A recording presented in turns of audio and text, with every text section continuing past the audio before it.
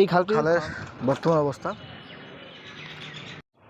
আমি এখন দাঁড়িয়ে আছি চট্টগ্রামের হালি শহরের ফৈলাতলী বাজারের দক্ষিণ পাশে একটি খালের উপরে।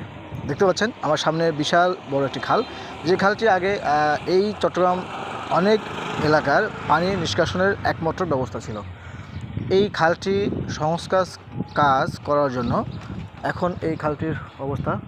এই খালটি যদি সঠিক সময়ে অর্থাৎ আগামী বর্ষার আসার আগে যদি সংস্কার কাজ শেষ না হয়, তাহলে কিন্তু এই খালটার কারণে এই চট্টগ্রামের হালিশহর বা এই পাহাড়তলী দক্ষিণ কাটলি এলাকার মানুষের জন্য যথেষ্ট কষ্টের কারণ হয়ে দাঁড়াবে।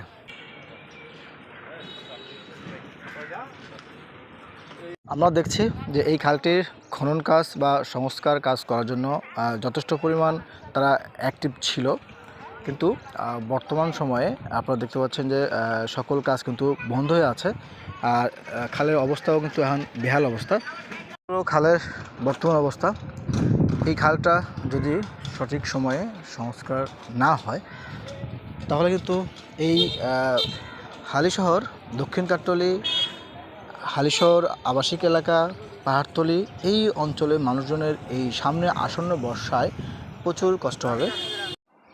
এই খালটির খনন কাজ করার জন্য তারা যথেষ্ট পরিমাণ পরিশ্রম করছে। দেখতে পাচ্ছেন আসলে অনেক বড় একটি খাল, অনেক প্রেশার থাকে, যার ফলে এই খালটি এখন পর্যন্ত এই অবস্থা হয়ে আছে।